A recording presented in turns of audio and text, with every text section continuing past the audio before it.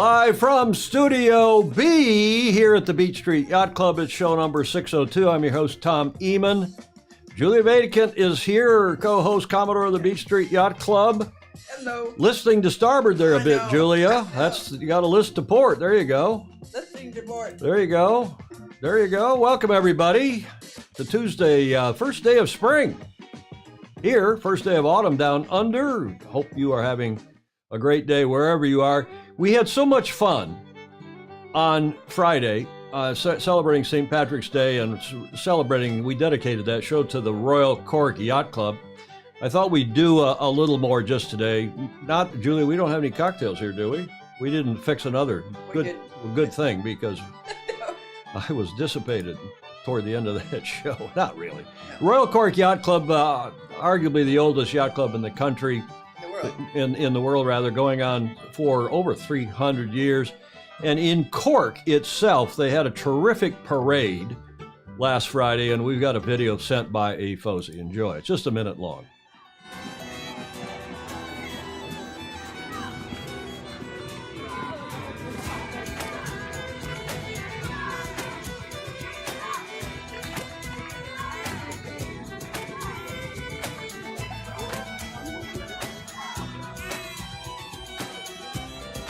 I think Cork would have been a great host for the America's Cup. Maybe a little chilly, maybe a bit of a hike from the city out to the water, to the racing area. But a fabulous town, fabulous people, great yacht club. I have been in a long... Julie, you've been? Yes, but not for a long time, except that I had a traveling companion who was from Cork. From Cork?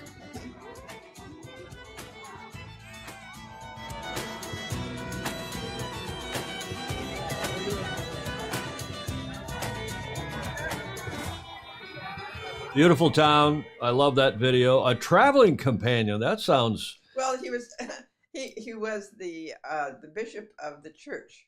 In Cork? In Cork. And he travels. He likes to travel. Well, especially with you. I'm sure you all had fun. There's one more thing we got to show you. This came from Ryman. Who else? Oh, that's lovely. Would send a clever clover crouton. It's only a 3-leaf clover, though. It's not good luck, apparently. Not a 4-leaf. But thank you, Ted Ryman, in the Republic of South Africa. Okay, enough. St. Patrick's Day is over until next year, Julia. I'm not going to wait that long for that. Till next year. So definitely not a crouton, but a clever guy. And sad news here is that Ralph Roberts, a lion in our sport, I've known him for 40 plus years, since just before the 84 Olympics in LA, and Ralph has passed away this past weekend since our last show. Member of the British Empire, Justice of the Peace in New Zealand up on the North Shore, Takapuna. And he had a fabulous sailing career. This is a shot, Julia, from 1958. That's Cowes, Isle of Wight. I think that's the yacht squadron, where they were racing the International 14 World Championship. And Ralph is here, young guy here. He was born in, I think, 30, so he'd been 20-something, 21 years old, man. I think he was born in 37. You see who that is? You recognize that face? From Canada? From Toronto? Oh, yeah. That's Henderson. That's Paul Henderson. Yeah. Regular on the show, and a bunch of, Bruce Kirby's in that shot, some other famously good sailors, and that was just one of many, and they won. Ralph and his crew, Jeff Smales, won the I-14 Worlds at that regatta. He also campaigned in Finn and then the FD, was the Olympic rep for the Mexico Olympics, 68, and sailed in Acapulco. I don't think he met, in fact, I'm sure he didn't medal, but he was in the hunt, and a really fine, there he is on the wire, in fact, Ralph Roberts. Here he is, this photo courtesy of the IOC and their Olympic Museum. Russell Coots left, watches as Coach Ralph Roberts weighs his gear at the games of the 23rd Olympiad, Los Angeles, 1984. We've talked about that on this show before because Russell almost, after winning the gold, came in on the clothing weighing routine. he had to weigh his clothes 3 times. And I was there as a representative of the jury watching this all happening with the measures and Ralph and Russ. Because it was too heavy? Because his clothing was over the limit the first time it was weighed, and it was over the limit the second time it was weighed. You dunk it in a barrel of water. You haul it out and let it drip dry, let it drain for a minute, and then you weigh it. And you haul it out on a scale, and then they take the weight after it's been drying for a minute. And I think it was, I can't remember what the weight limit was in those days, but it was, it was pretty high. But, all the sailors in a breezy day in Long Beach wanted as much weight as they could get. Right. And it took 3 weighings of Ralph readjusting the clothing on the hanger to get it right so that it drained enough so that Russ didn't get the flick. After winning the gold, and he did go on, of course, to win the gold. In fact, Ralph was the team manager there for the New Zealand team in '84, and they won 2 golds. Won also a gold in the tornado class and a silver. So, I mean, he was a hell of a good sailor and a good coach and manager. Turned out later to be a good judge and umpire, and a real friend of Congressional Cup and Long Beach Yacht Club. Got around the world judging and so on. But he passed away peacefully at home in Takapuna over the weekend.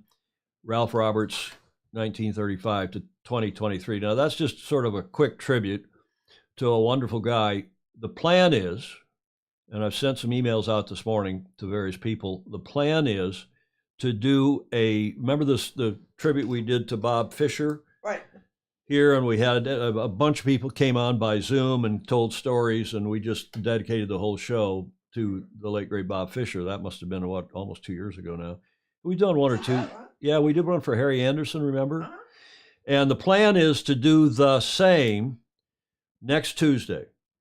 And we're inviting friends and family of Ralph to come on, tell their story. As I said, I emailed a few of you this morning, and we'll email others. But spread the word. The plan is to put Zoom up here on the big screen, and you can all come in with your stories about remembrances of the late, great Ralph Roberts, who is a terrific guy, well known around the world, and we shall miss him dearly. His wife Penny survives him, and a couple of some of his kids, and just I need say nothing more. Just a fabulous guy. Any of you who knew him. I love that picture. It is the first full day Crocus of spring, right? Right. Is that a crocus? I think so. That's a crotonic crocus? Oh. Crocus, beautiful. In the northern hemisphere, at least, here in San Francisco, where it's raining outside, cats and dogs.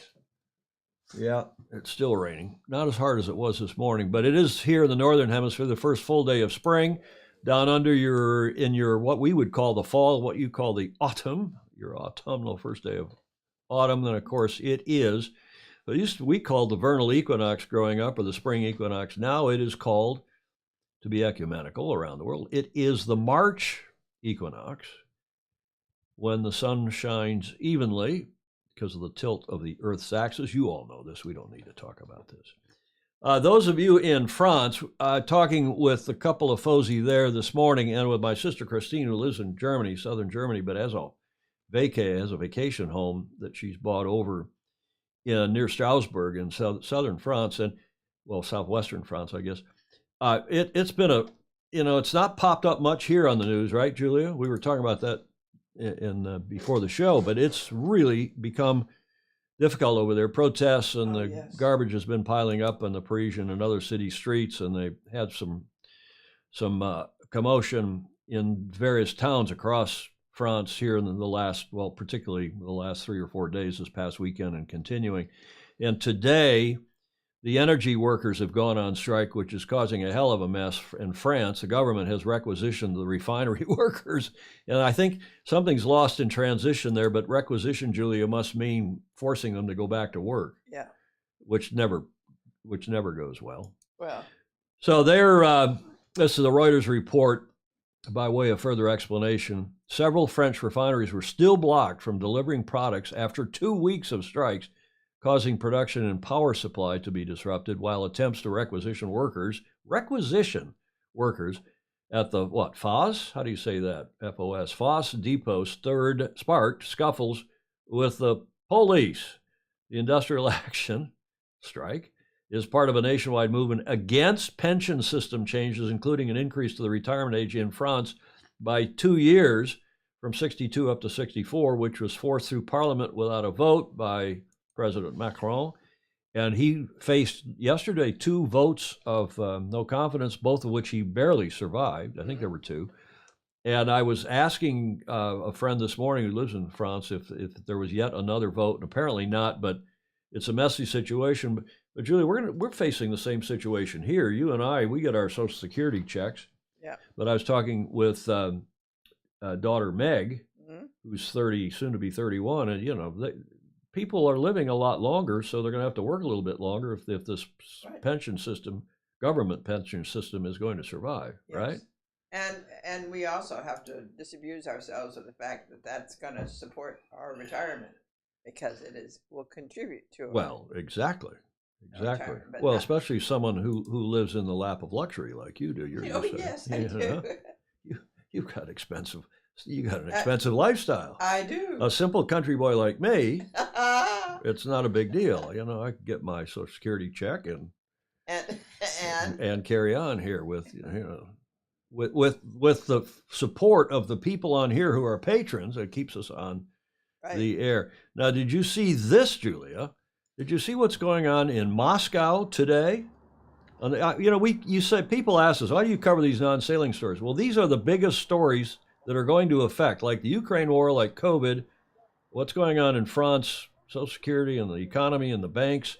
This is going to affect all of us, including our beloved sport. Do you know what this is? Today, bags in bags of one of your favorite meals being delivered. That's Kentucky Fried Chicken I'll back it up. Being delivered where? Whoops, we don't want to get to Kayard yet. He's not being delivered. No. You know where? What? Being delivered to the hotel in Moscow where Xi Jinping is staying. They ordered, because I don't know if they're worried about being poisoned by the Russians or what, they ordered Kentucky Fried Chicken to be delivered to their hotel. I love it. I think that's fantastic. You like, not KFC, you like Popeyes. Well, I like KFC too. You do? Uh-huh. But they don't deliver fast. Well, I thought that was fabulous in Moscow today. Speaking of program notes, 2 weeks from today, Tuesday the 4th of April, our live Sailing Illustrated guest will be Paul Kayard, updating us on the trials and tribulations of U.S. sailing, the U.S. sailing team. He, of course, having resigned from the leading our Olympic sailing program here. Some dam has gone over the water and some water's gone over the dam at this point. Paul did an interview with Scuttlebutt over the weekend, and apparently, according to that interview and doing a little checking around, apparently there's been more resignations of key people, including Bill Koch and Tom Whidden from the foundation board. So not a good look, not good news. But Paul's going to come on 2 weeks from today on Tuesday the 4th. He's really busy in the meantime, and as of this morning, has promised to come on Tuesday the 4th. Gets us into John Emmett, the Coach's Corner, and the report from John today, from over the weekend as well. Another great video. Have a look. Hi, Tom, Julia, and all the folks. Just here reporting for Sailing Illustrated. I'm at the laser qualifier. I feel like I always get that wrong. It's the Ilka qualifier.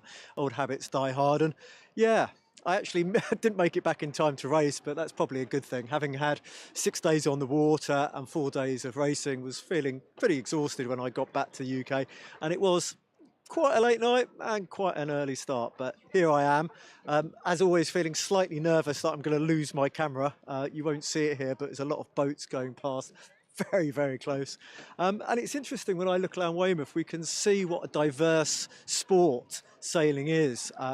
Today we have the Ilka qualifiers. There's a lot of water pushers, but there's a couple of NACRAs in the background and various foiling boats. And I resisted the temptation to get up early to watch the Sail GP, and I think that's another, quite extreme part of the sport and something I really enjoy. But it's interesting to see just how much the sport has changed, and it's something we need to embrace. I mean, the Europe dinghy is actually a moth. I mean, it's a very old design of moth, but that shows how much the sport has changed, and we need to embrace that going forward. Change is a good thing, and we need to be inclusive. We had 400, give or take, sailors at the Ilka Europeans in Andorra, and a lot of people were concerned that it took a long time to race.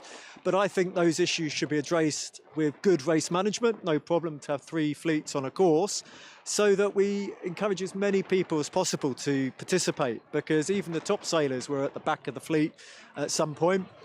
Few things coming out of it. I've got to admit, I'm not a fan of the robotic marks. They did literally hit some competitors on occasions. I think probably for important regattas, we do need to be anchoring marks, and I think we do need to have, you know, very fixed policies for jury when races are general recalled, how we judge where we select a venue and the time of year, because I guess there's probably no such thing as a bad venue, but you wouldn't want to be racing on the Dead Sea or whatever in July, August, and you wouldn't want to be racing in Finland in January in Helsinki. That's not to say they're bad venues, but it's about appropriate timing.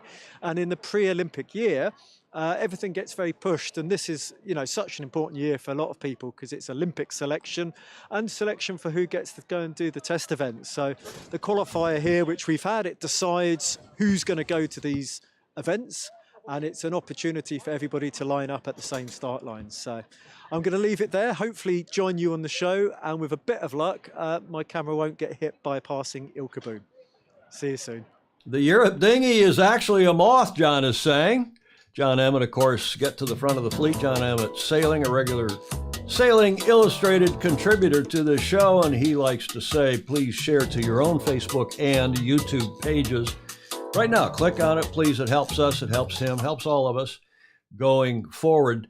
Before we get to our main story of O Canada and the win, the first ever win in SailGP by the Canadian SailGP team, let's quick take a look. You got your comments okay, Julia, now? I do. Tier de Jong, it's raining also in SoCal. I saw John Sangmeister and he and his family, it was raining cats and dogs in Long Beach. John Lamberts van Buren, he's got some interesting historical data, back and forth with him this morning. He's going to come on maybe with Hamish Ross. We're going to talk about some historical 12-meter action.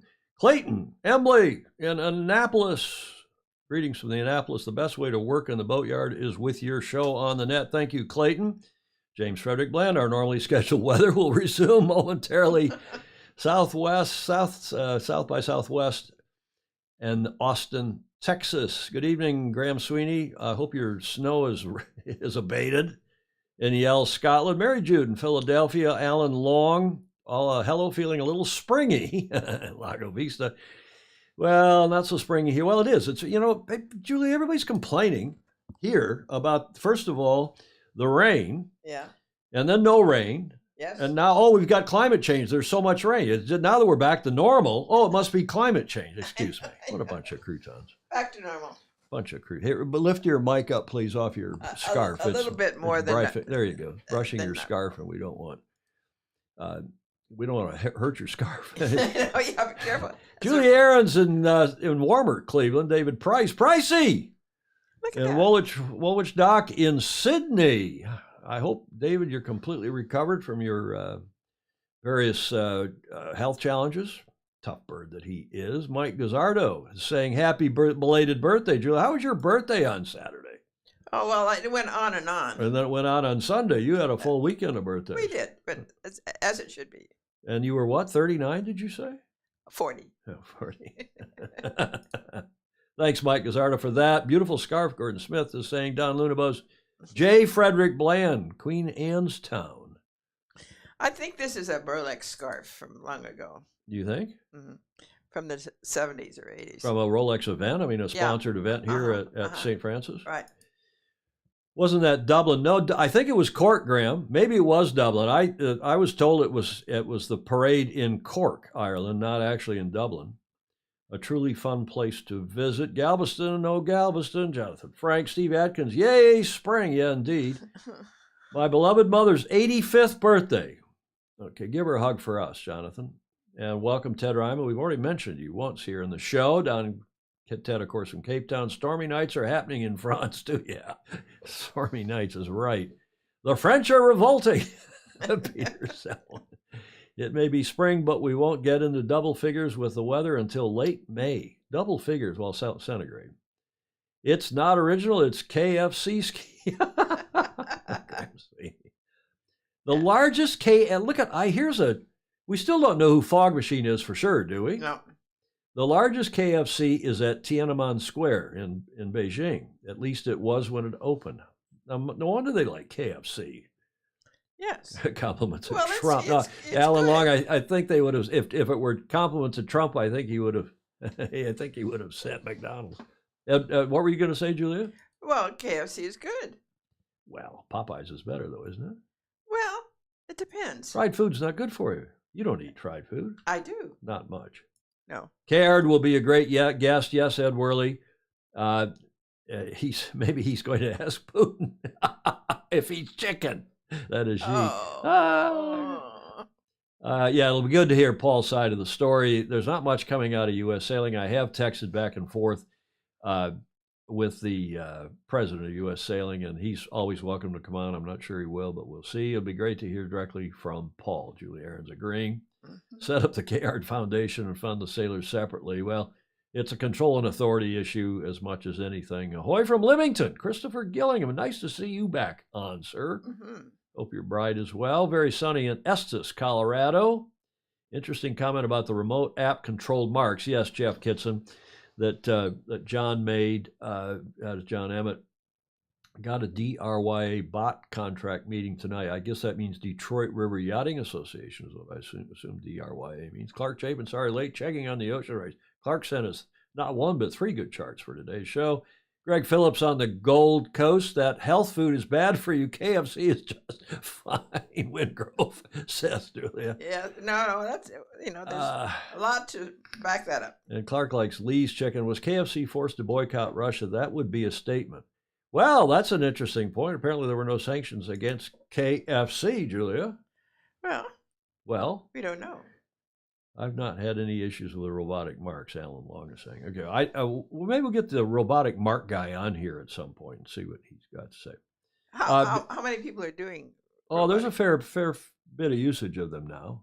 They're not cheap, but when you start adding up the costs of people and the people on chase boats and mark set boats and moving boats. Right. Okay, Julia, I got to zoom out here to camera 2. And before we get into the big Canada segment, this box arrived yesterday. Yes. It's from a Fozy. Yeah, I don't know who. I'm not 100% I know it's a coffee mug. I'm not 100% sure, but I think it's from Stingray because he's been promising. Oh, it is. Remember when we had get the styrofoam off here, talk about pollutants. Oh, yeah. Do you remember the University of North Texas? Uh-huh. Mm-hmm. And see, whoops, I got to put it up here on, I do it over your camera too, but if I put it up here on my camera, it'll be better. Remember the University of North Texas? How could we forget? Well, displayed that way, it's okay, but if you turn it around, you got to give us a finger shake because that doesn't look correct. Mm-mm. Huh? What's that look like? Oh, yeah. It looks like a bad word. It does. Only Stingray. So now I have to decide if we're going to add this to the collection here behind us. Or we could change it. And maybe I don't do it that way because that's maybe I do it this way. The Stingray mug, the University of North Texas, without the handle making a C ahead of it. UNT, Big Green, James Frederick Bland down in Texas. He knows the University of North Texas. Ha ha, it's the real thing. Who knew? Yeah, exactly. Mark set bots are getting better all the time, Clark Chapin is saying. But let's not pretend that ordinary anchored marks don't move around as well. Well, they don't, but they don't move around by themselves. They move around by the current, of course. Farley, hello, Farley Fontenot. There's a name, a blast from the past. A hell of a good sailor, sailmaker, long time. Haven't acquaintance. heard from him for a long time. As for the robotic marks, in a windy, bumpy sea state, there is some movement, and we coach to avoid the marks. Good point. Good point. It's the main, Joe Holzman is saying. Okay, let's, Farley, thanks for that comment. Nice to have you on here. Is Farley, are you still in Texas? We got yet another Texan on this show, if that's the case. Last I knew, he was also in Houston or in that area. Markbots don't get along with kelp, Summer Green is saying. Oh, lots of Markbot comments. Big Green named after their most famous football player, Joe Green, Mean Joe Green of the Steelers. I did not know that.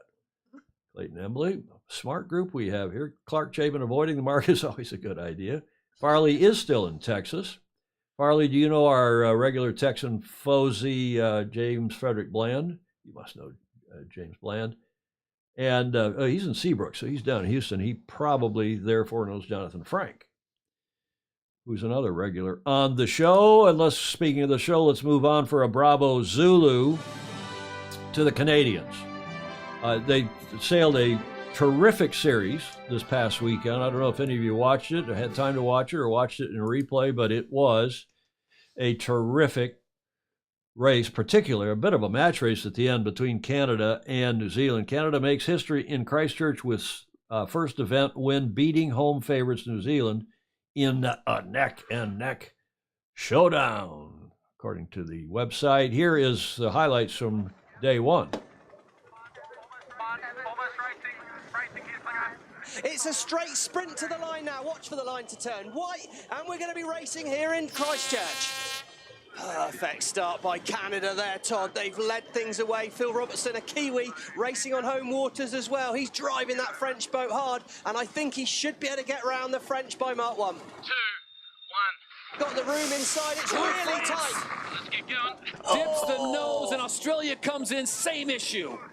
Oh, my word, it's Oh, a tight my. moment here. Canada have the right of way, and Denmark, last-minute turn. And once again, just like in Sydney, Australia, here in New Zealand, the French draw first blood. I think it's going to be Australia and France coming out the middle of the line with the best start here. How's your timing on the line? It's going to be Australia in a brilliant position down towards the bottom end, but the fastest boat on the course at the moment is New Zealand. Can they roll round the front of the fleet?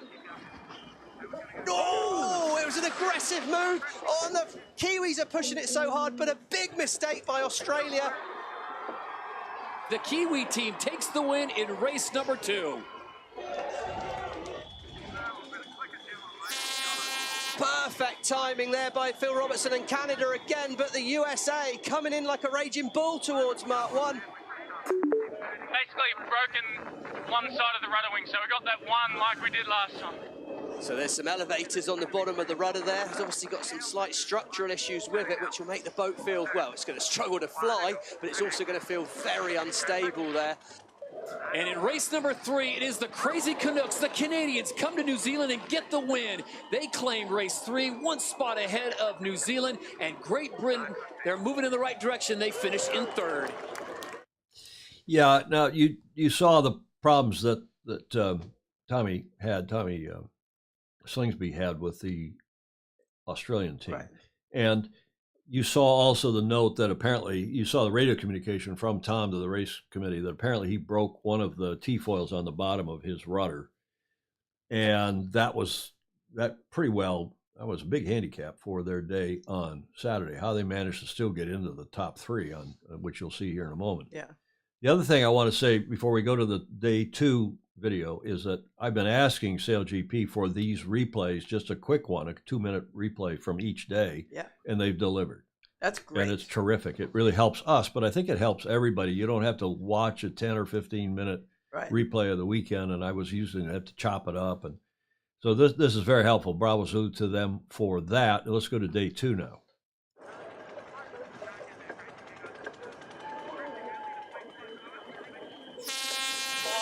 Perfect from Australia there, and the Australians are going to be so fast with a better angle to Mark 1. They should lead the fleet away.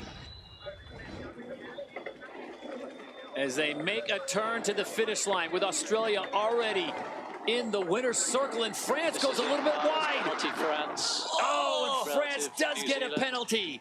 So Australia gets the win in race 4. The Kiwis hold on for 2nd, and France now an opportunity wasted.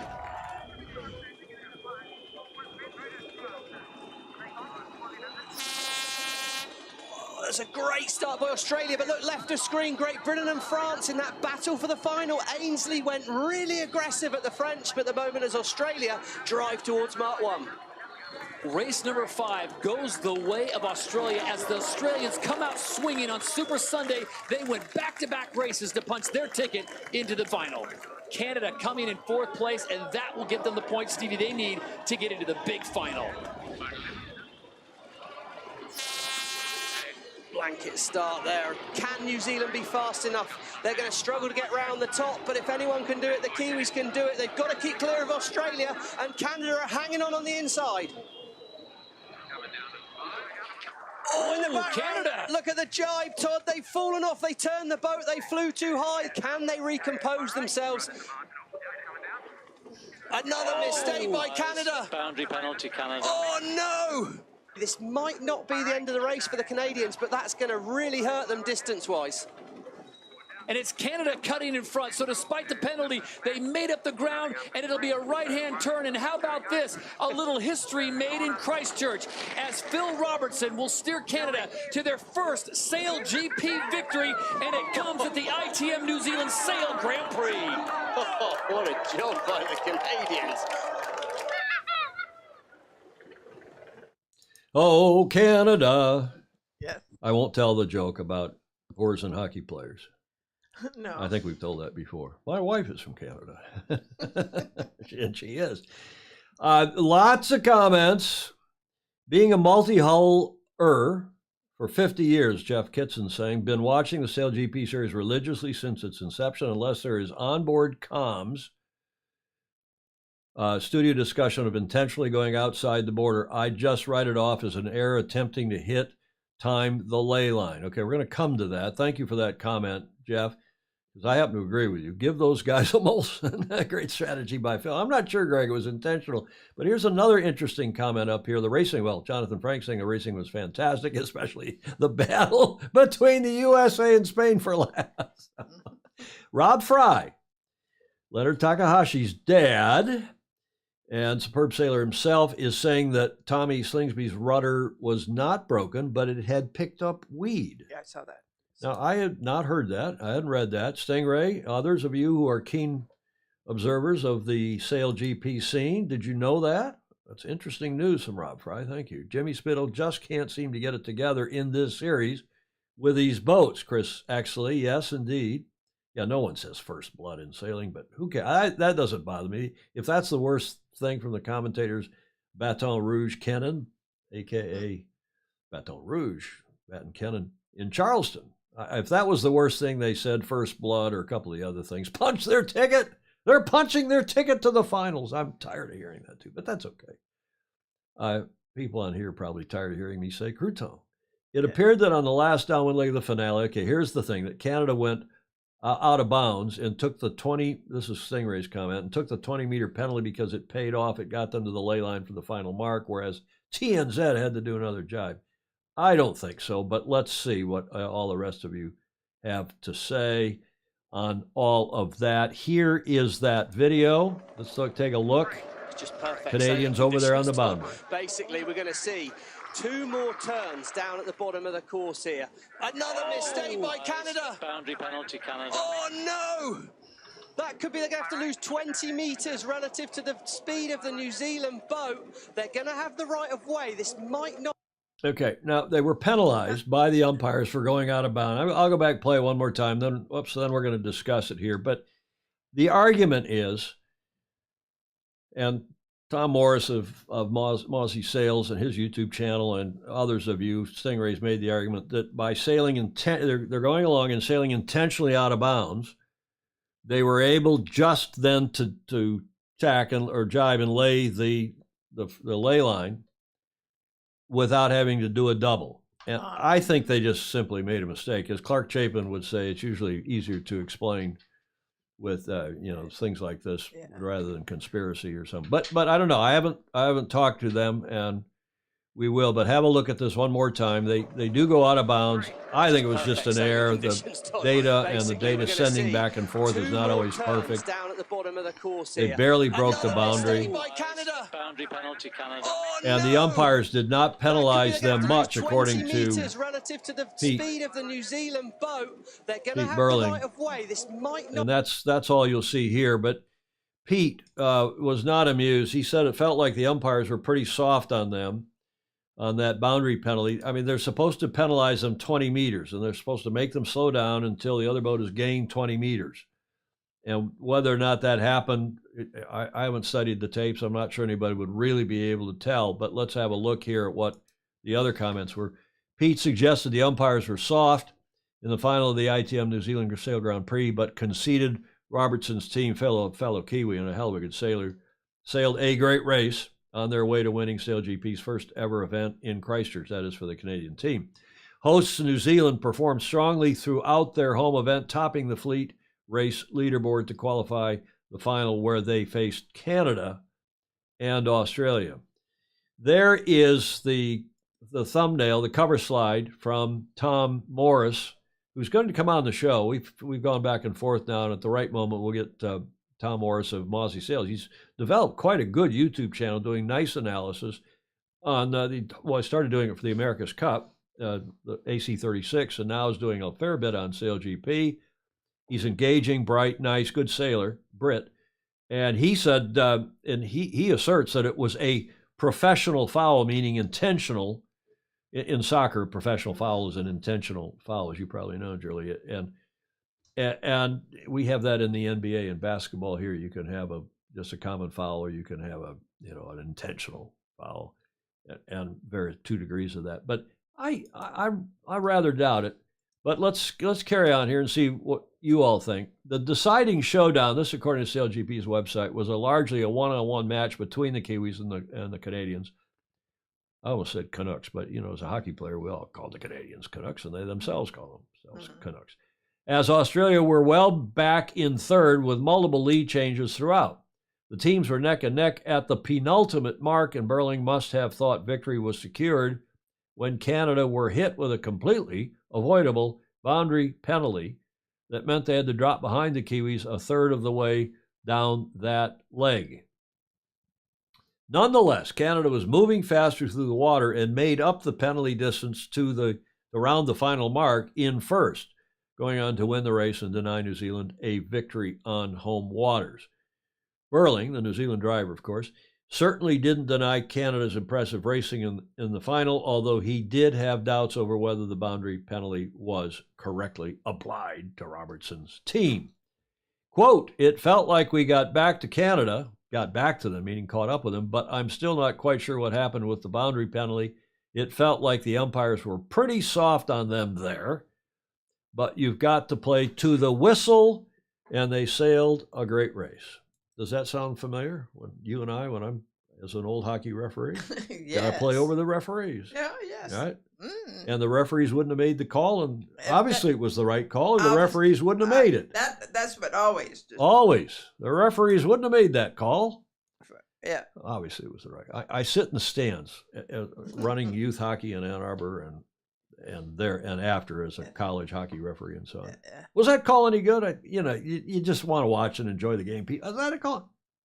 Obviously it was the right call, and the referees wouldn't have made it. That shuts everybody up. Yeah. Who is that guy?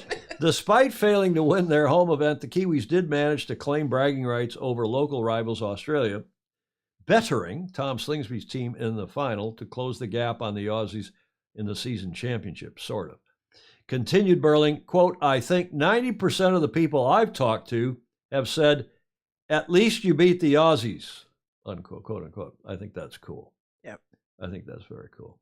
Okay, as for Tommy Slingsby and his esteemed Australian team, Tom insists Australia are not fazed by any of their SailGP rivals heading into the Season 3 grand finale here in San Francisco, with his team getting their mojo back at the ITM New Zealand Sail Grand Prix.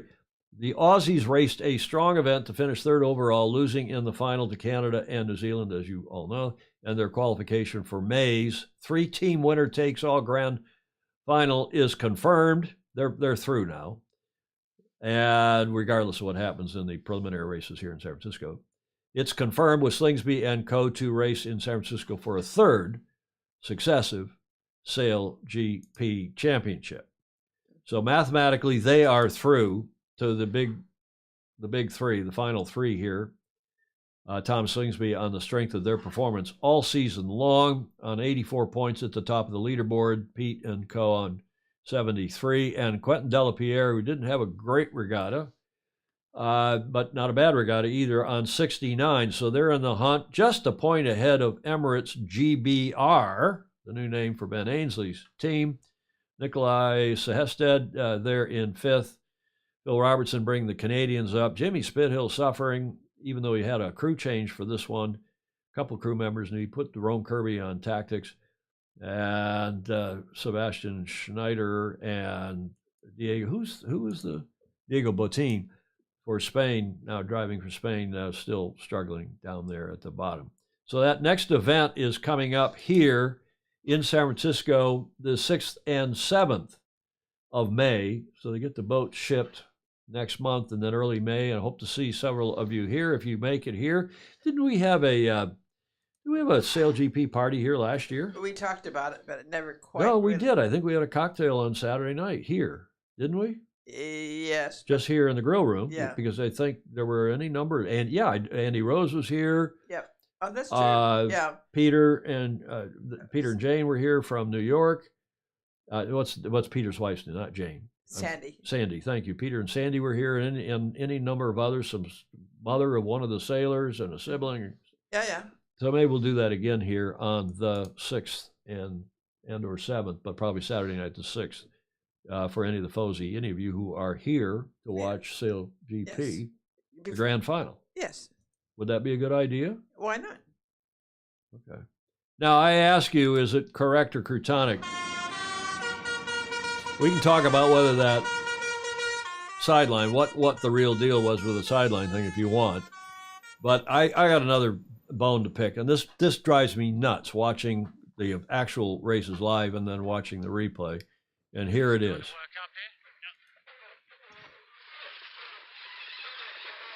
This is the Brits coming from behind with 2 quick turns. Flip-flop tack, Ben calls it.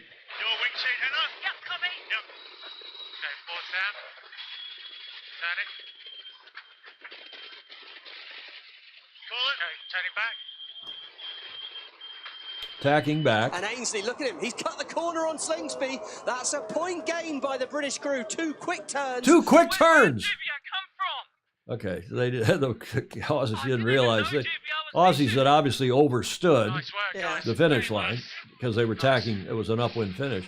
So, but it's 2 quick turns. Excuse me. Excuse me. Mm-hmm. How are we ever really going to attract people into the sport if we can't use simple terminology and explain 2 quick tacks or 2 quick jibes? Yeah.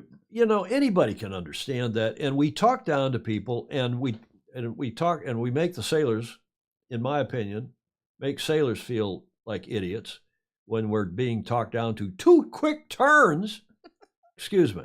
Is it correct or croutonic? You can tell how I feel. Julia, what do you think? Oh, I understand it. You understand using quick turns instead of tacking and jibing? Yes. I don't approve of it, but I understand it. Croutonic, Chris Exley says. 2 quick court cases. Congrats, you've received 100 messages with restream. That's a zigzag, Steve Atkins. It's croutonic. Come on. 2 quick court cases.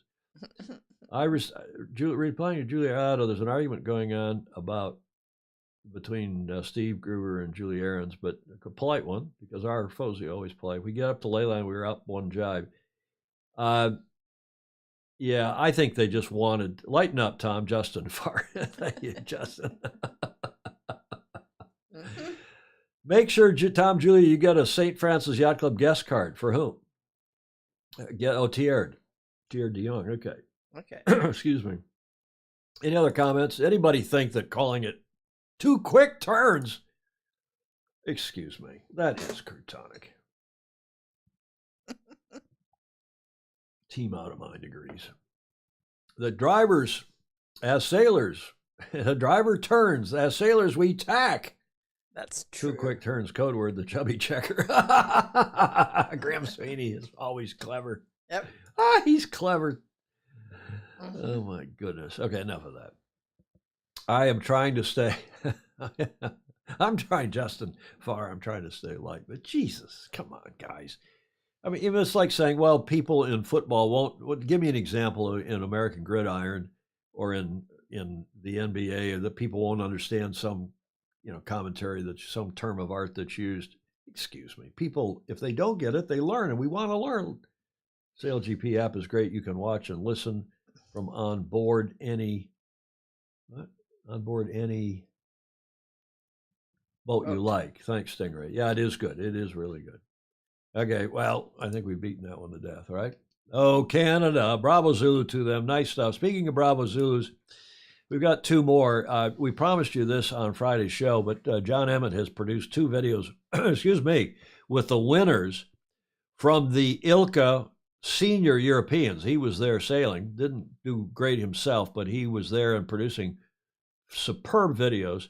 And this one's with Merritt Bouwmeester. Have a look at this, and then we've also got the winner of the men's. Have a look. I'm Merritt Bouwmeester. I'm sailing the ILCA 6, and I just won the European Championship. Yeah, so the European Championships were in Andorra, Italy this year, and I thought it was very challenging conditions. A lot of waiting around, light winds, strong winds, a bit of everything. But I'm very pleased where I am at the moment, so soon after pregnancy. So hopefully I can even make more steps, and I'm very much looking forward to the World Championships on home waters. After the Tokyo Olympics, I really wanted to move on with Olympic sailing. But I also had a desire to be a mom, and I was very fortunate to be pregnant the first week since I got back, and now I try to combine the two. I must say it's very challenging, but I'm very grateful that I can do both. The Olympic campaign is completely different than I used to, just because of the home situation. So the trainings are a lot shorter, a bit less, but I wasn't sure myself if it was working out or not, but so far so good. Up next is Palma, and then the eyes are on Marseille and the Worlds in Scheveningen. Yeah, this time around it's a short Olympic cycle. I must say I like that it is in Marseille, a bit different. We're so used to here, so I'm happy to discover a new place, and I'm looking forward to it. Yeah, for me, that the Olympics were in Paris and the Worlds in Scheveningen made it easy for a decision to combine the mothership and Olympic sailing. And also, it would be great, of course, to win a World Championships on, in my hometown. So I'm very much looking forward to this. Yeah, a little unceremonious there. And that was my fault, not John Emmett's, but John Lamberts van Buren saying, we Cloggies, the Dutch, are mighty proud of Merritt Bouwmeester. She is a super sailor in everyone's book, and bravo Zulu to her, also to this gentleman who won the men's. My name is Tonči Stipanovic, and I won my 5th European title. Yeah, the week was definitely difficult. Spending so much time on the water was really hard to stay focused, and it was, I think, on the end, more a mental game than the physical. But I think after so many years sailing, for me I was quite calm, and I was just focusing race by race, trying to give the maximum best of me. And on the end I had really nice average sailing, top 10, and I think my coach is always saying, just sail like average, top 10. If you are on the mark in top 10, it's good. Yeah, it was really close battle with Philip. Yeah, he's sailing every year better and better, and he came here with 3 straight wins from races which we had at home. So beating him here was really nice. We are teammates from the club, spending more than 300 days per year all together. So it was really fun. Our dream was always to have a whole podium, all 3 places, and we were joking a lot about that, but finally we succeed, and I mean, coach is really happy. This is really for him. Next is like every year, Palma year. Then after that, we will concentrate a bit more for Marseille, and also preparation for the Worlds in Scheveningen. That's Tonči Stipanovic from Croatia, of course, another super sailor. He won if I remember well, Croatia's first ever sailing medal. I think he was a silver medalist, Julia, at the Rio Games in the laser class, and he's obviously at the top of the game again. Bravo Zulu to both of them. Delighted to be able to feature them, and I wish more classes would do exactly what John Emmett is doing for the laser class. Robert Deves is managing to do that for the fin class and sometimes for the OK Dinghy class and the 5.5 meter class. But this is how we make heroes. This is how we promote the sport. It's a video world. We are the only live video magazine show on sailing, not only once a week, twice a week. There's nothing else like it. And the reason so many people tune in is because it's video and it's live. We can show videos like that. So I hope people make more of them. Bravo Zulu to John and to both those terrific sailors. It adds a lot to all the racing because the personal touch. And you get to know them, right? Yeah. You start to understand who they are, what they look like, what they sound like, and Absolutely. it makes people proud from their own country and beyond. Speaking of pride, this race has really turned into a barn, as we would say in Michigan, a barn burner, a real barn burner, right, Clark Shaven? All the four of the remaining boats are within sight, or they were earlier today. I'm going to go live. That's a screen grab of the tracker from about an hour and a half ago. Here is that's the live tracker, and Team Militia is leading, but by 1/10 of a nautical mile over Holson PRB. 11th hour is now 5.4 nautical miles back, according to the tracker, and Biotherm 7 nautical miles. Now, that's not, as those following this closely will know, that's not the actual distance between the boats or about. It's the distance from that boat to Itajaí and the delta between their distance to Itajaí and the delta to the other boats. So it's the theoretical ahead behind, and it's kind of cool. The tracker is good. You can see here, if I zoom out on the tracker, you can see where they are on the planet. I think you can. They're approaching Point Nemo. There's the ice. The brown stuff at the bottom is the ice limit. And they are, let's see if I scroll that over. You can see they're pretty well midway between Itajaí, or between the Cape, the Corn, as Paul Kayard used to call it, maybe still does, between Cape Horn and between New Zealand. And Point Nemo coming up here is the furthest, the point that is, what's the word I want, Julia? It's the furthest from any other point on the planet, any other point of land on the planet. Most, help me out, somebody. This was a shot from this morning from Militia. And can you see all four IMOCAs are actually in the picture? Not only Militia from which this picture was taken. Can you see the other? You see the fourth boat? Out there. You can see, obviously, Militia. I don't know what these other two are. Can you see the other one way over here? Saw it.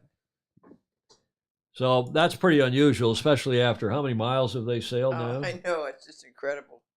14,000 or something. Well, no, they've got 4,000 miles, 5,000. Looking down here now. Yeah, about 4,000 miles to the finish on a 12,000 mile leg. So what are they? After 8,000 miles, we'll look at Clark's charts here in a moment, but after 8,000 miles, they're within, a couple nautical miles of each other. Fantastic stuff. Yes. The story from their website today featured a number of pictures, including this one. The four IMOCAs charging towards Cape Horn are approaching Point Nemo on Tuesday, defined as the most isolated. That's the word I wanted. Isolated, remote place on Earth. Point Nemo is a spot in the South Pacific Ocean, almost 2,700 kilometers from the nearest land. In fact, the closest sign of civilization, they like to say, is the International Space Station, orbiting just over 400 kilometers above the sailors. Now, us, we like to get into some of the details. This courtesy of our National Ocean Service, NOAA. And you can see where Point Nemo, that's that pin, drop pin is Point Nemo, and they're almost there.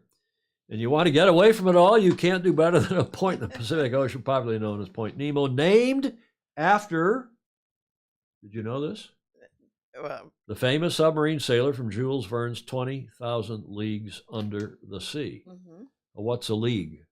What's it? We had that question on our Monday lunch bunch yesterday. Uh, What's the distance of a league? I want to say six. Okay, we'll come back to that. This remote oceanic location is located at coordinates yada yada, and about 2,700 kilometers from the nearest land, as we said, yada yada yada yada and yada yada. A league is 3 miles. Clark Chapin is coming up. So there is a better picture that I found on the internet showing you just how remote Point Nemo is. Not quite equidistant between Concepcion, between Chile and New Zealand, but you can see it's out in the middle of nowhere, literally. Point Nemo, they're almost there. It's in fact, Paul Muehlhat called it the race to conquer Point Nemo. It's very interesting. Here's the race report from today. It's a story we've seen over and over. One boat jumps ahead, bumps into lighter winds, and then waits for the fleet to catch up. Yeah. The weather patterns are keeping the boats close together. It's amazing for us and frustrating for the sailors.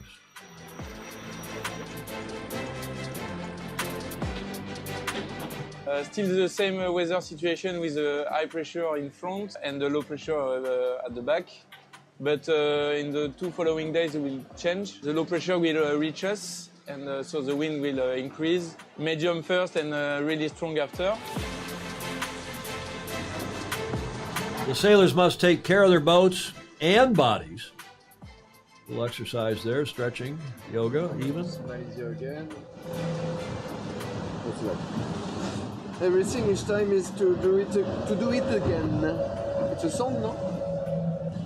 Can't quite make out what Kevin is saying, Kevin Escoffier, but remember they had a 600-mile lead at one point. The next Southern Ocean storm is approaching from the southwest. We expect to see winds of 40 knots and big waves, apparently 8 meters. Historic day today. This will be in the archives. The Battle of Point Nemo. So we see all the boats here through the window. They are just a few boat lengths away, and Point Nemo is here. So in the next 24 hours we pass Point Nemo, the point that is the most distant from any land. And in this distant ocean, we are sailing so close to our friends. Not many options over the next 48 hours. Just focus, stay safe, and prepare for the squeeze between Cape Horn and the ice. The ocean race around the world since 1973. Julia, are you wishing you were on that race? No, not that one. You could roll that chair on there, tie it down, like they do in the vans here, the wheelchair vans, and you'd be probably very comfortable. Cold. It'd be cold. Well, they put a blanket over your knees. Yeah, Put sure. a blanket over you. And as they serve hors d'oeuvres. Wholesome PRB was back in front at 1 p.m. Pacific, but only by 0.8 of a nautical mile. Next update in a few minutes. Let's I'll go back to the live tracker just for drill.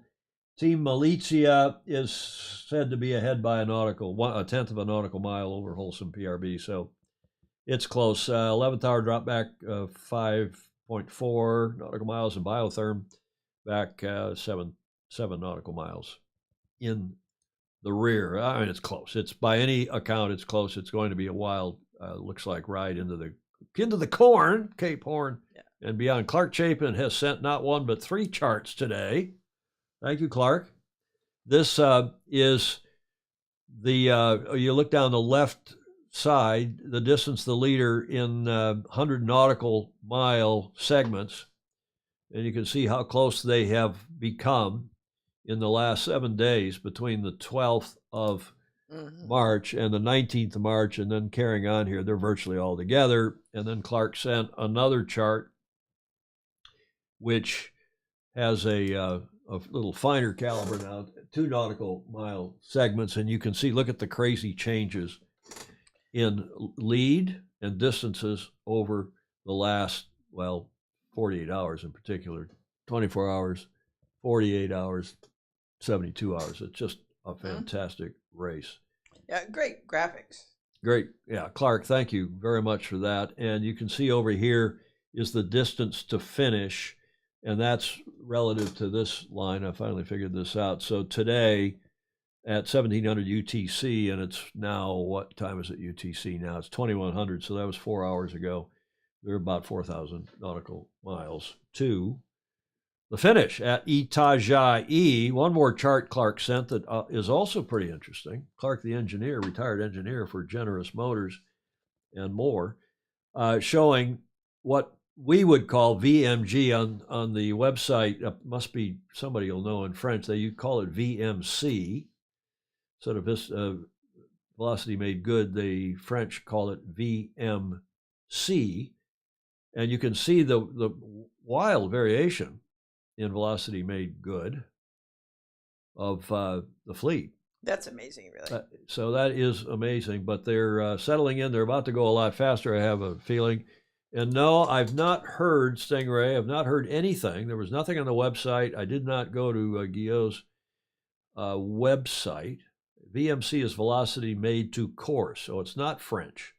So thank you, Steve Gruber. Clark Chapin, did you see that note from Steve? Velocity made to course, VMC. Interesting. Velocity made course because VMG is defined to be upwind, downwind. Excellent. Okay. Thank you, everybody. Much appreciated. Clark, I guess we should stick with VMC in future. Clark actually had VMC on here when he sent the chart, and I asked him, is that VMC? Is that a typo? Or he said he wasn't sure. He changed it to VMG, and we will change it back on the advice of all you. Velocity made to course. Got it. Got it. Very good. Thanks, Clark Chapin, for those charts. Very interesting indeed. A little bit more. If anybody can dig up some news on the geo environment, that would be nice. This is what's in store, it looks like, for the next, well, pretty quick here. The wind's going to increase. This is Paul Mulehat. Quote, the wind will increase. We're expecting 30 to 40 knots of wind and a big sea state, maybe up to 8 meters. Wow. Paul said on board Biotherm. This is a shot, of course, on board Biotherm, and Paul on the right there. We'll have to manage the routing to avoid the worst and still arrive as fast as we can. And, yeah, I mean, to avoid the worst, but it's also the routing. They also have to be careful not to break the boats. That's a big part of this race. Right.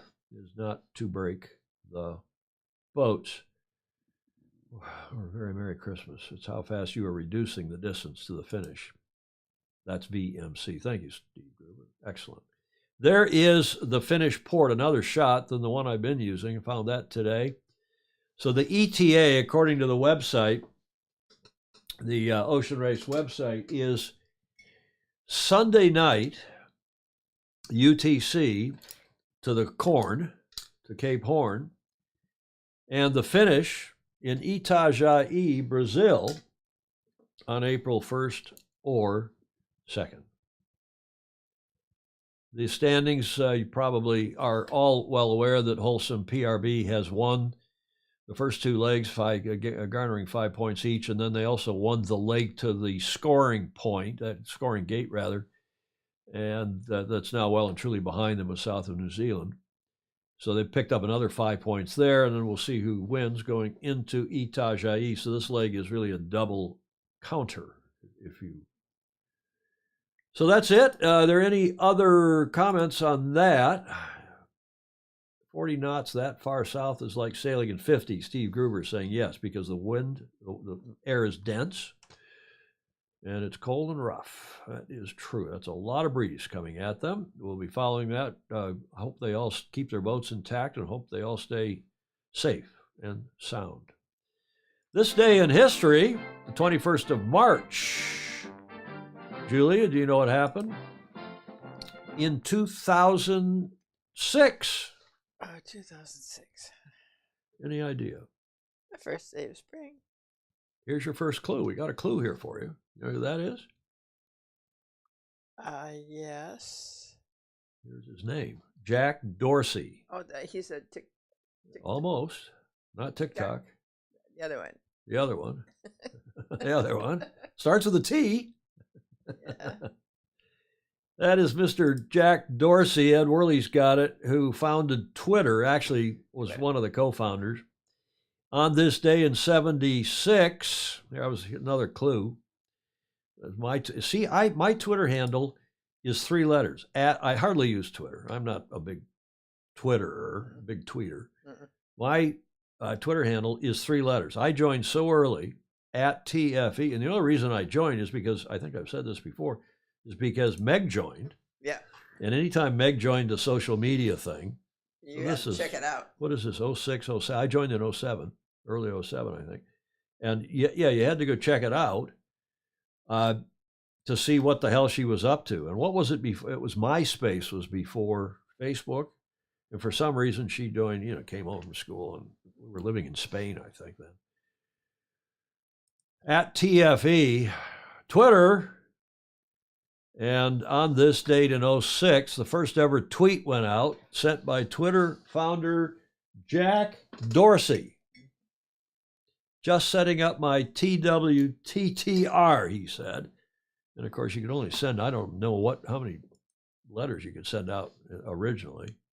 I joined right away because you did. And do you have a Twitter account? I do, but I never use it. Do you know what it is? I'll tell you what, if you do know what it is, you don't know what your bloody password is. I'll bet you anything. No. You got passwords spread out. You're like my mom. She's got a book that she's got some of her passwords. You got some of your passwords on your line and online and one of your... I have all my passwords. You do? Okay, good for you. A twerp, James. I think I could sell my 3-letter handle. Every now and then I should probably sell it. Yeah. Make a few $1,000 bucks. Maybe more. At TFE. Need a clue for the clue. Twitter, everybody's got a Twitter founded now. The first Twitter's porn feed is getting a lot of positive press, Steve Atkins says. How would you know that? I'm a twit, Ted Ryman is saying. Yeah. Murdoch and Justin Timberlake lost $400 million on did they? Alex Hayworth? Wow, I didn't know that. Wow. Okay, that's what happened. About dollars or people? Say it again? They're talking about dollars. No, I think $400 million they're talking about. Yeah, MySpace. Yeah, that went quickly bust. Okay, that's what happened on this day in history in 2006. Wow, a long time ago. I joined in February of 07. Yeah, to Alex Hayworth saying, who will pay me good money for my 3-letter Twitter handle at TFE? And people hack it every now and then. I'll get a notification somebody's trying to hack it to get it under control. Yeah. But I have, it's very safe and sound. Okay, Canada, let's get to the America's Cup. There's some news here for AC37, the Kiwis, and I'm sure Julie Ahrens will be proud of this. They have relaunched their cup-winning yacht. America's Cup first look at Emirates Team New Zealand's modified cup-winning AC75 was the headline in Sail World. Richard Gladwell wrote a nice article. Te Rehute, the name of that boat, has been rebranded, relaunched, and modified significantly. Richard writing, Gladwell that is, Emirates Team New Zealand have launched their modified AC75 Te Rehute. The 2021 America's Cup champion. The obvious changes are to the deck, where the open crew cockpits, designed for the 11 crew in the last Cup, have been reduced to 5 per side, which will be used by a reduced crew of 8. That's under the class rule, the new class rule. Other obvious, and of course they've got cyclers too. Other obvious changes are the removal of running backstays, which have been banned, and removal of the bowsprit, which has been banned, both of which are a response to the changed class rules in version 2 of the AC75 class rule. And Richard Gladwell has written a little bit more extensive column than just those 2 paragraphs, which I dug out this morning. There you can see the wells, the foxholes, here, and here, and over here as well. And they got cyclers up front. It looks like they got 4 such now pits in the deck. There's the old boat for comparison, which has a much more open cockpit here. You can see, go to camera 4 again. You can see this is all open. Mm-hmm. And they had, when they were grinding in there, now they're going to be cycling at least what, 3 aside? I can't remember what the rule is. So the boat got launched. Here's the official video.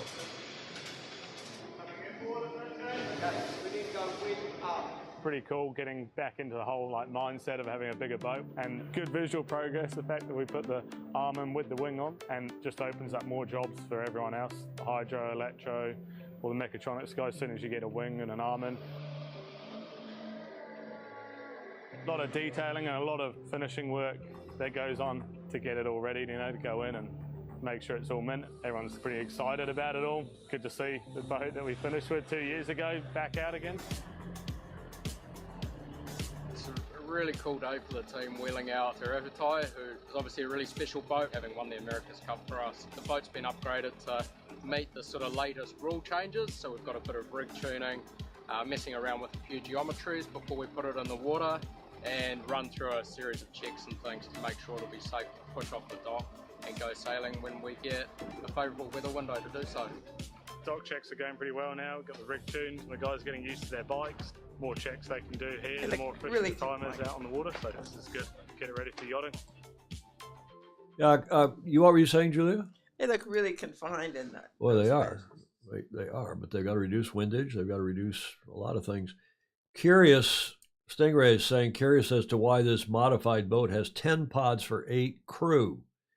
Well, I think in some circumstances you may want to have 5 of the 8 on one side or the other, Stingray. My guess.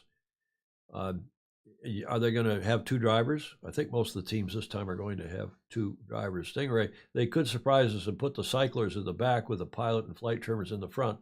Yeah, maybe. It almost looked at the end of that video like the cyclers were in the back. I don't know for sure. Maybe somebody else on here knows. Alex Hayworth replying to Stingray, so the data analyst can ride shotgun. There's an interesting point. So you get another person. Alex, very tuned in here. So you can have other people on the boat helping in the training periods. Interesting. Drivers, Julia. Did I say drivers? No, I was reading Stingrays. Did I say drivers? God forbid. Mm-hmm. Lord, take me now. Strike me down. That's asking for a friend. Julia, I have more information. I'm not going to go into it, though, about the struggling Royal New Zealand Yacht Squadron. We told you about their serious problem, 1.6 million Kiwi loss since May last year. We told you this on the previous show last Friday.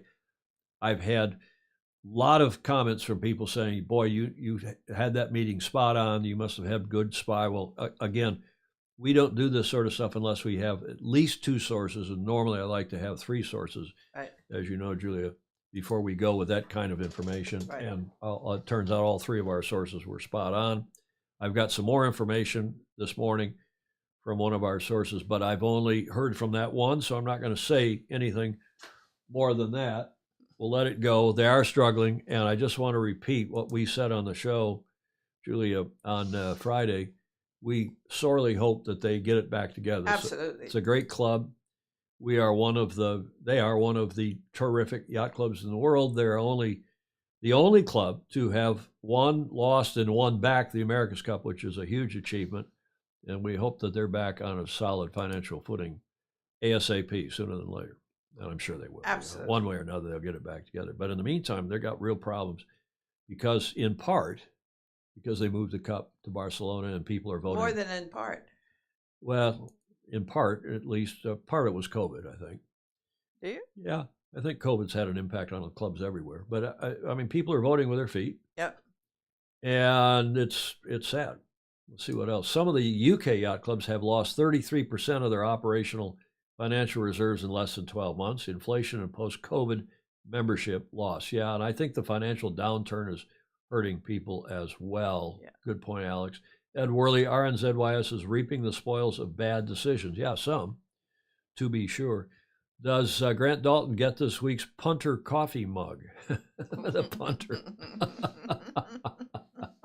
Is that what we're going to use this for? Mm-hmm. This is the punter coffee mug? Mm-hmm. the punter of the week, and we'll award this coffee mug in absentia to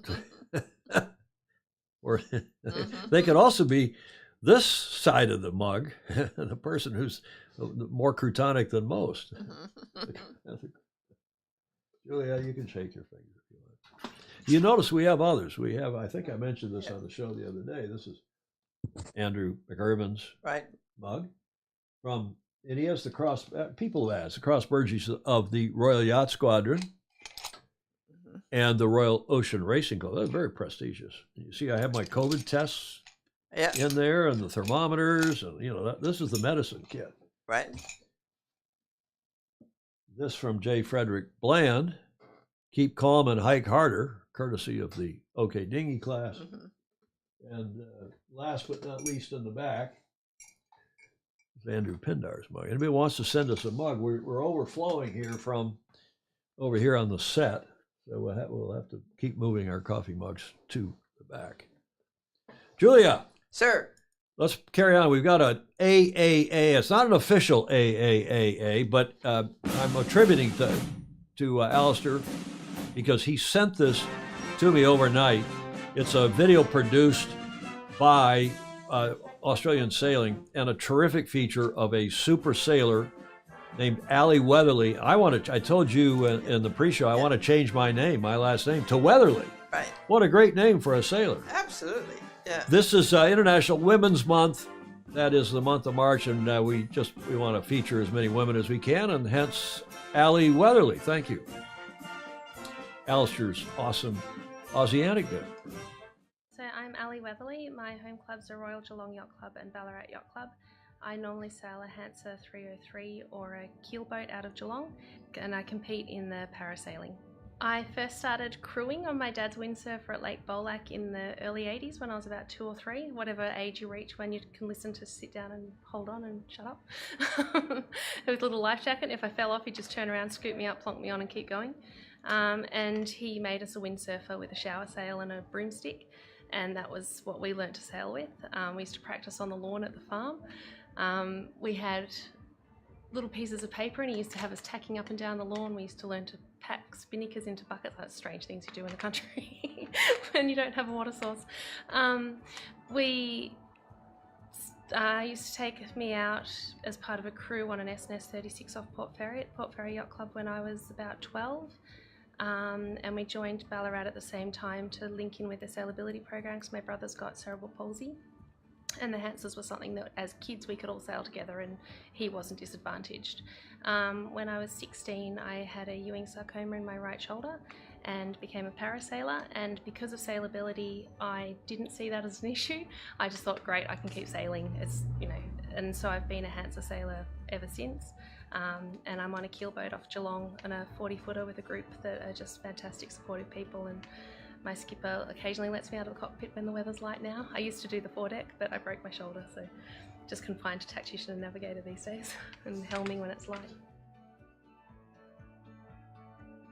Yeah, I think going from class to class, I tried a 2.4 for a while. I had one for a couple of years, which I really enjoyed, and I think the different classes, well, from my experience, the classes I've sailed, there's always people there that are very passionate about their boats and want more people to sail them because it just builds the fleet, makes more fun competition and things like that. And with the 2.4s, it was Peter Russell in particular. He's still lovely, still involved in the class, and I'm sure if I rang him, he would have a boat for me. The Hansas, the boat builder, the designer, Chris Mitchell's really supportive. He's supporting us here this week with the Liberties. And there's lots of guys in that class that I've grown up with, in particular Bruce James, Murray Mitchell-Hill, David Staley, who's the Vice Chair of Paraworld Sailing. You know, I've known him for 20 years and he's always been really supportive of the class and what we do. And my dad, he's been involved in the class and sailability for a long time, so yeah. If you're sailing locally, once you have sort of a sound knowledge of rules, particularly for nationals, because you've got people there that are trying to achieve higher goals potentially, so a sound knowledge of the rules and the start sequences and things like that. States, I know for the Hansas for States we teach as a learning regatta. We have on-water coaching on the Saturday and a clinic on the Friday beforehand, so we welcome new sailors to the Hansa States in Victoria. and we want them to come along and learn. And all the sailors, you know, we give feedback on the water. I know that's outside assistance, it's technically not okay, but any new person, no one's ever bothered if someone's saying, hey, you might want to consider tacking now. And then for national and international, if once you feel comfortable in your boat and the control of it and the rules, if you want to go, have a go, have a go. Yeah, particularly if it's your local club. I really like this. Listen. Sailing in 3 words, I'd say family, because that's what the class feels like, or the people in the class. Self-reliance, teaches a lot of independence, it teaches you a lot about yourself. And therapy, it ticks the five boxes for good mental health. Nice. Really nice. I think to have a go and to come and meet us and talk to us and ask questions, where I know sometimes I'm going to be a little shy around Chris when I first met him, but he's the loveliest person in the world and he'll answer any question that you have, and he wants us to get better so that he can get better at the end of the day. So we want people to come along, we want to build our fleet, and we want to teach people to sail well so that we can also improve. That's fun. Okay, bravo Zulu to Sailing Australia, Australian Sailing. And Alistair texted just before the show saying he wasn't going to be on, but he knows her well, says she's fabulous. Thanked us for running that as an AAAA. Yeah. Alistair's awesome Aussie anecdote. What struck me about that is she's obviously not a very aggressive person, but she's very welcoming. So that I just like to. Why do you say she's not aggressive? Well, she just because she's soft-spoken and cute. Yeah. And she's a nice video. Well, okay, that's true. Unlike us. That's awesome. Nice video, Ed Worley is saying. Clayton Embley, well done, young lady. A great representative for sailing. Absolutely. We have Hansas at WPN. Is that what that class is, John? Are those called Hansas? Or is that some other? What's the one that had had kind of the high clue jib? Somebody was asking about it. It may have called. I looked on the logo, and it on the mainsail it may have said Spirited.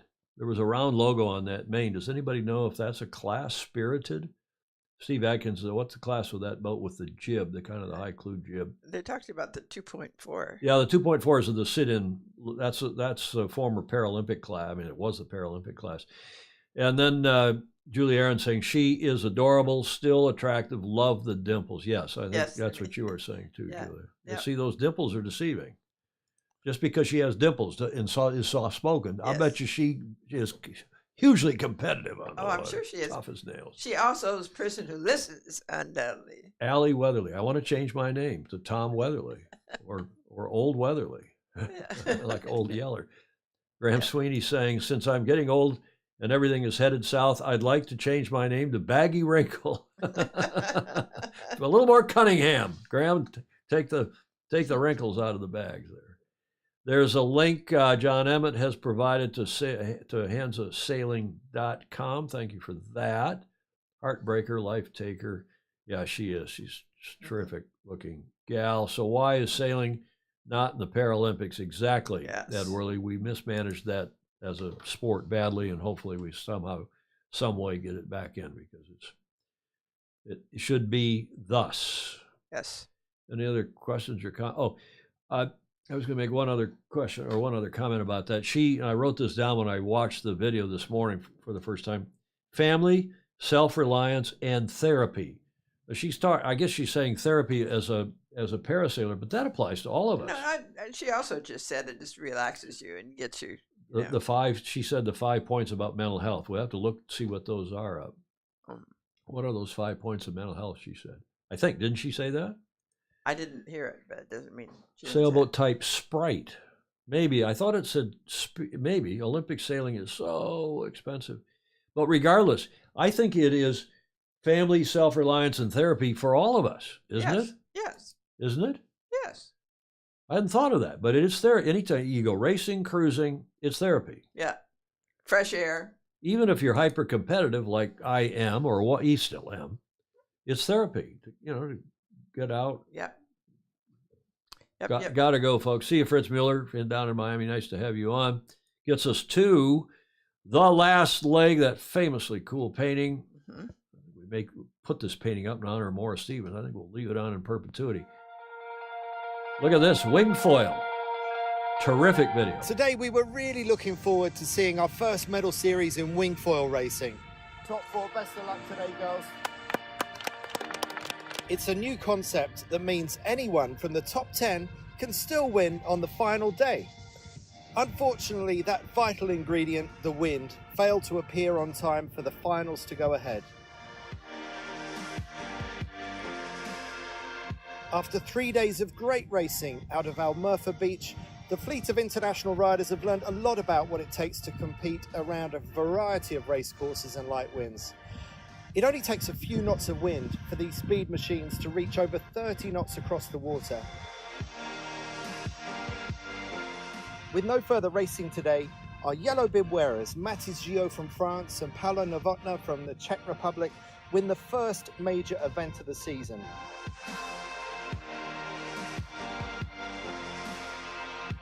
Both of them are recently crowned world champions from 2022, but both riders know that their advantage is diminishing. The performance gap is closing as the rest of the fleet continues to make rapid improvements. So Novotná and Gio are crowned champions of Abu Dhabi 2023, and the next time they meet for a World Cup will be in Campione, Lake Garda. And that's a qualifier for the Anok Beach Games, which takes place in Bali later this summer. Wingfoil racing's future looks bright, and 2023 is going to see the sport rise to even higher levels.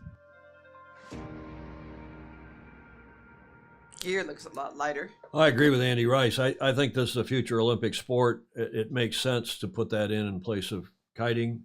Not anytime soon. We want our lady here from St. Francis Yacht Club to have a shot at the gold medal.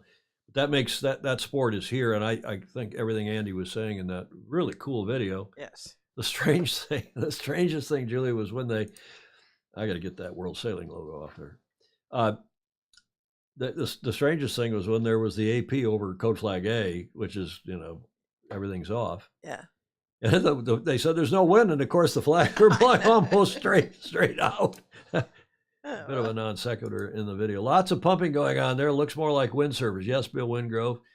Julie Aaron saying our sport is much cheaper than psychiatry. Yes, indeed. Yes. I love that. Family, self-reliance, and therapy. I got to remember that. Well, maybe we'll change the theme of this show. Sail fast, sail safe. What was it? Sail fast, sail safe, have fun. Have fun. Yeah. Family, self-reliance, and therapy. Maybe we'll change that. We could change it for summer. Well, fog machine, that's David, isn't it? I don't know. I think it is. St. Francis is about to have a spring Wingfield regatta. Should be fabulous. Yes, indeed they are. And the Anok Beach Games, which are in Bali later on this year, and they were to be in San Diego, but that didn't happen. San Diego couldn't come up with the box. That gets us to the finish line with this nice photo sent through by Bill Wingrove from the 2022 J24 midwinters at his esteemed, that is Bill's esteemed Davis Island Yacht Club. Christopher Howell photo in the D block. And you'll probably be relieved to know we only have one Whiskey Tango Foxtrot today, just one. Apropos the season, at least here in the Northern Hemisphere, this came through from Clark Chapin. Dear winter, I'm breaking up with you. I think it's time I start seeing other seasons. Summer is hotter than you. Thanks, Clark, for sending that through. That is true. Those of you down under going into your autumn, the autumnal season, I hope you've enjoyed a great summer, and we'll see you on the other side to start to talk probably more about sailing here in the Northern Hemisphere. We've been covering it almost exclusively in the Southern Hemisphere of late, other than our ice boating segment. Comments are welcome, Julia, even in replay, but you like to say... Don't forget, like, follow, and share to spread the good news. Spread the good word. Julie Aaron saying camaraderie. Yeah, I think that is true and important. Is the ice off Portage Lake? I have to ask Clark Chapin, Joe Holtzman. Princess Sophia just around the corner, John Emmett is saying. Yes, the Princess Sophia Trofea in Palma de Mallorca coming up. Thanks, everyone. Have a great week. Indeed, we hope you do. We also invite you to please support us via Patreon. Become a patron, patreon.com/join Sailing Illustrated. And we thank all of you who have done so, and as well as the people who let us have images and video and audio for today's show. Julia, any final thoughts? No, more inspiration from our Fosies and yes. And you approve of the mug from the University of North Texas? I just can't remember. You can't remember. Thank you, Tier de Jong, Clark Chapin. The ice is pretty much off the lakes up around Ann Arbor, where I'm from. Hansa 303 dinghies, Graham Sweeney. Is that the boat we were talking about with the high clue jib? We'll check that out for the next show. Speaking of which, the next show, we are going to, not on Friday, but a week from today, next Tuesday, I'm planning a tribute to the late, great Ralph Roberts, who passed away over the weekend, doing what we've done before with a Zoom call-in. Anybody that wants to come on live via Zoom and give a tribute, tell a story, or just a simple tribute to Ralph. He had many friends from around the world, the various classes in the Olympics, of course. But also, if somebody wants to submit a video, just, put your iPhone up in front of you and take a shot, send the video through, and we'll run that as part of that show a week from today. Not Friday, but a week from today. And then 2 weeks from today, Kayard's going to be with us. Paul Kayard joining us on the 4th of April live via Skype as well. And we will get the latest from him, and by then we'll have heard a fair bit more from what's going on in U.S. I hate to call them U.S. flailing. I don't want them to flail. I want them to do well and proceed and progress, right, Julia? Absolutely. We don't wish bad things on them or anybody else. It's forgetting the goal and redoubling your effort. Indeed. Yes, we did do a Whiskey Tango Foxtrot Stinger. You just missed it. Hello, Jody Shields is just making it on. Jody, we're just wrapping up an hour and 33 minutes into the show. And we hope that all of you can make it, that you will see us this coming Friday. Have a great rest of your week. In the meantime, if you can, sail fast, sail safe, and have fun. Thanks for watching. See you Friday.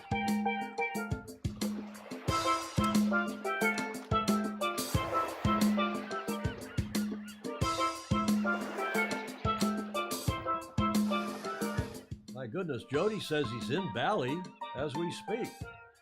He better send us a video from Bali.